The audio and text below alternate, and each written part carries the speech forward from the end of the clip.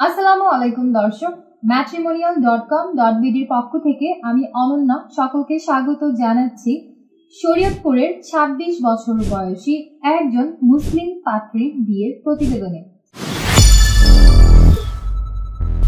শুরুতেই আপনাদেরকে পাত্রীর আইডি নম্বরটি জানিয়ে দিচ্ছি। পাত্রীর আইডি নম্বরটি হচ্ছে 231072। আবারও বলছি 231072। আমাদের এই পাত্রীর নাম সোনিয়া। তার উচ্চতা 5 ফুট 3 ইঞ্চি। তিনি মুসলিম পরিবারের সন্তান এবং ধর্মীয় অনুশাসন মেনে চলেন। বৈবাহিক অবস্থার ক্ষেত্রে পাত্রী জানিয়েছেন তিনি একজন ডিভোর্সি। পাত্রীর আগের ঘরে একজন কন্যা সন্তান আছে। শিক্ষাগত যোগ্যতার ক্ষেত্রে পাত্রী জানিয়েছেন তিনি 5ম শ্রেণী পর্যন্ত পড়াশোনা করেছেন। পাত্রীর রক্তের গ্রুপ বি পজিটিভ। তার গায়ের রং ফর্সা। পাত্রী বর্তমানে শরীয়তপুরে অবস্থান করছেন। তিনি বর্তমানে কোনো পেশাতে নিয়োজিত নন। শখ ও আগ্রহের ক্ষেত্রে পাত্রী জানিয়েছেন তিনি ঘুরে বেড়াতে ভীষণ পছন্দ করেন। পাত্রীর পছন্দের পোশাক হচ্ছে থ্রি পিস এবং বাঙালি যে কোনো ধরনের খাবার খেতেই তিনি স্বাচ্ছন্দ্য বোধ করেন বলেই আমাদেরকে জানিয়েছেন। ফ্যামিলি ইনফরমেশনের ক্ষেত্রে পাত্রী জানিয়েছেন তিনি মধ্যবিত্ত পরিবারের সন্তান। তিনি তার পরিবার সম্পর্কে বলেছেন তার পরিবারে আছেন মা, এক ভাই এবং 2 বোন। ভাই বোন সকলেই বিবাহিত। পাত্রী তার মায়ের সাথে বর্তমানে শরীয়তপুরে অবস্থান করছেন। শরীয়তপুরে হচ্ছে পাত্রীর স্থানীয় ঠিকানা এবং আমাদের এই পাত্রী বড় হয়েছেন শরীয়তপুরে।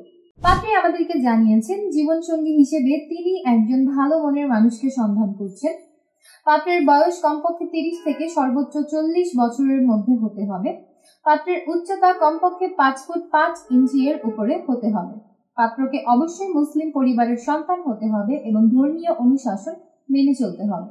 বৈবাহিক অবস্থার ক্ষেত্রে পাত্রী জানিয়েছেন যে কোনো বৈবাহিক অবস্থা সম্পন্ন পাত্ররাই আমাদের আজকের এই পাত্রীর জন্য বিয়ের প্রস্তাব করতে পারবেন। তবে আপনাদের যদি আগের ঘরে সন্তান থাকে সেক্ষেত্রে সেটা আলোচনা সাপেক্ষে বিবেচনা করে দেখা হবে। এবং পাত্রী আরও বলেছেন যে কোনো চাকরিজীবী বা ব্যবসায়ী পাত্ররাই আমাদের এই পাত্রীর জন্য বিয়ের প্রস্তাব করতে পারবেন।